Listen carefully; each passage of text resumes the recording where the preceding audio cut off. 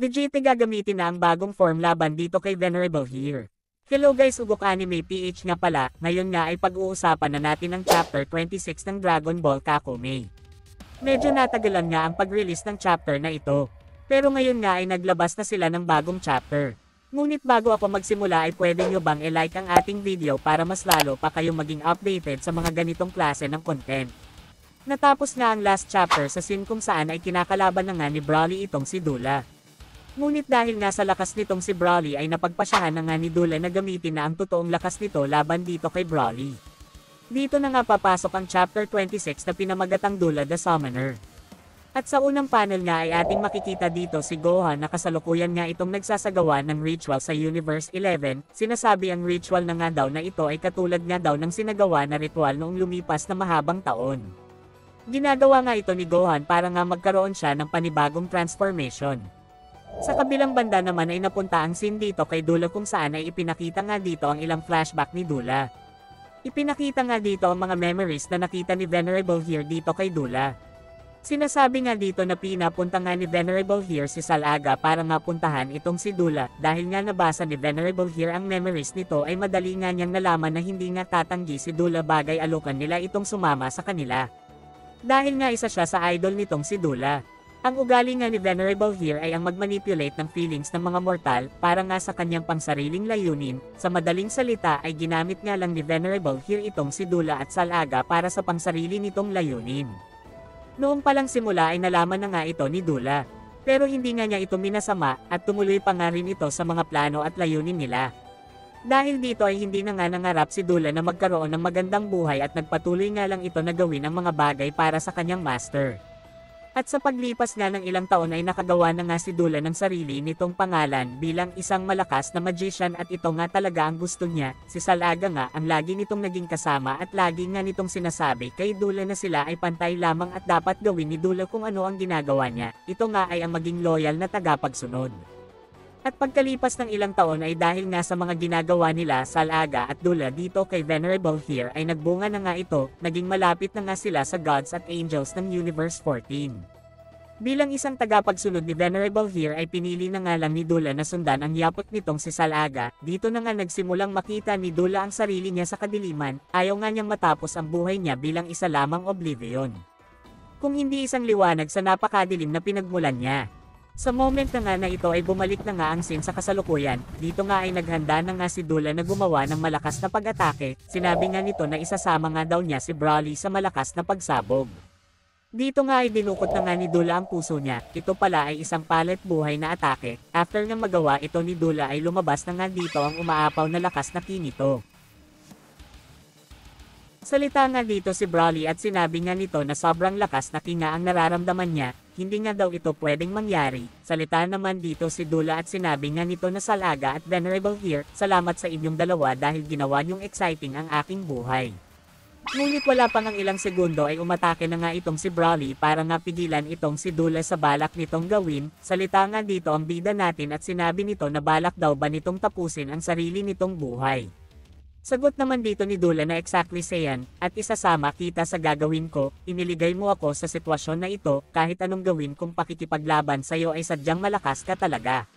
Sa moment na ito ay inilipad nga ni Broly si Dula palayo sa planetang ito, pero kahit na nga ginawa ito ni Broly ay huli na nga ang lahat. Wala pang ilang segundo ay sumabog na nga itong si Dula kasama itong si Broly at sinabi nga dito ni Dula na sasabog nga siya kasama ang buong planeta na ito, at yun nga daw ay deserve ng kanyang buhay. Mula nga sa taas kung nasaan nga ang lokasyon dito nila Broly ay nakita nga ng mga Saiyan ang nangyayari, at wala pang ilang segundo ay naramdaman na nga nila ang lakas ng impact ng atake na ginagawa nitong si Dula. Sa point na ito ay salita nga itong si Kaba at sinabi nito na siya bayan. Kailangan natin magmadali, habang itong si Venerable here nga ay nagsalita nga din at sinabi nito na ginawa mo pa din ito matapos ang lahat.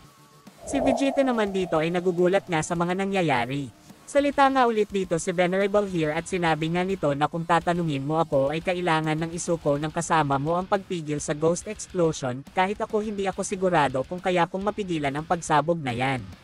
Si Vegeta naman dito ay nagtiwala na nga lang dito kay Broly.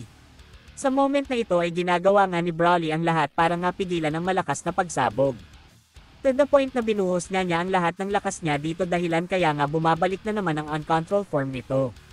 Pero sa hindi inaasahang pangyayari ay nagagawa nga nitong si Broly na ma-hold itong pagsabog ni Dula na talagang nagpagulat sa ating mga bida pati na kay Venerable Air. Salita nga dito ang isang admiral at sinabi nito na nagawa nga daw ni Broly na mapatigil ang pag-expand ng explosion. Si Venerable here naman dito ay naiinis na nga dito kay Broly. Si Vegeta naman dito ay nagsalita at sinabi nga nito na niko-compress nga daw ni Broly ang mangyayaring pagsabog. Habang itong si Dula nga ay hindi makapaniwala sa ginagawa nitong si Broly.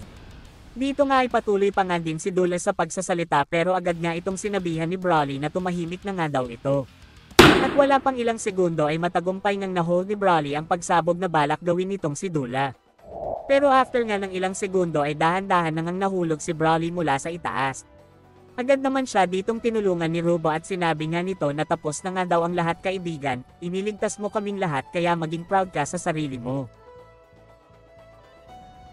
Sa moment na ito ay mabilis nang tumawag ang mga warriors ng medic para nga dito kay Broly. Si Broly nga dito ay nagsalita at sinabi nga nito na kay Ruba na sana nga daw ay sabihin nito sa kanya na okay lang daw si Kale. Sagot naman dito si Ruba at sinabi nga nito na ito nga daw ay nasa masamang lagay ngayon, pero salamat nga daw at nakabalik nga daw itong si Broly sa pag-iisip nito. Dito nga ay umiiyak nga itong si Broly at humihingi nga ito ng kapatawaran sa mga nagawa niya.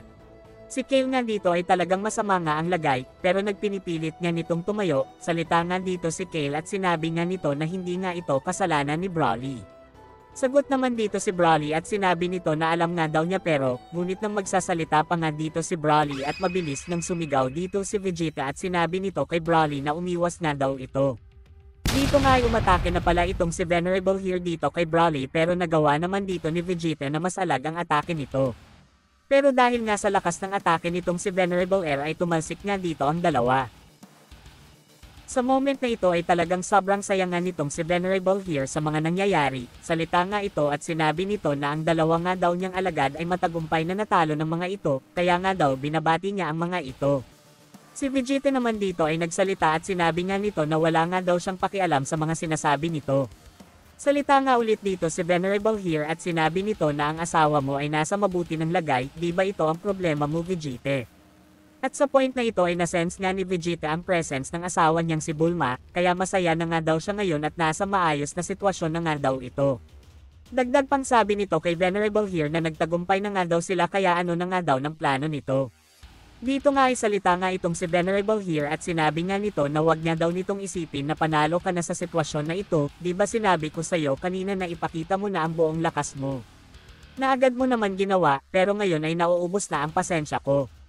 Sa moment na ito ay sobrang lakas na kinga ang pinalabas dito ni Venerable here. At wala nang awang inatake ni Venerable here ang mga Saiyan dito na talagang umubos sa mga warriors dito. Si Rubo nga ay nagugulat na nga sa mga nakikita nga niya ang mga kasamahan niya na dahan-dahan na nga itong nauubos.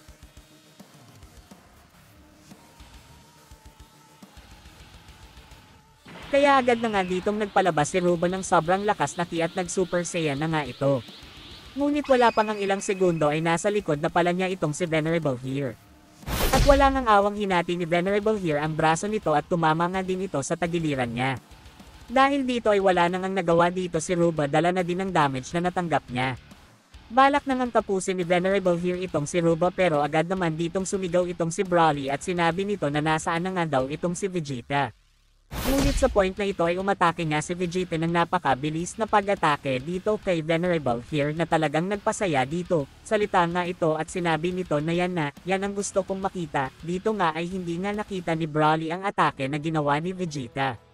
Sa kabilang banda naman ay napunta nga ang scene dito kay King Sadala na kung saan ay nagkaroon na nga ito ng malay. Agad nga ditong hinanap ni King Sadala ang mga kalaban, pero sagot nga dito ng mga kasama niyang Saiyan na natalo na nga daw ang dalawa na demon dito, yun isa na nga lang daw ang buhay. Sagot nga dito si King Sadala at sinabi nito na mabuti naman daw, ngunit sa point na ito ay nagulat nga itong si King Sadala sa nakita niya. Ang nagpagulat nga dito ay nang makita nga niya si Vegeta na kasalukuyan na nga nitong gamit ang bagong form nito. Makikita nga natin dito ang nag-uumapo na wakas na meron itong si Vegeta at handa na nga itong lumalaban dito kay Venerable here.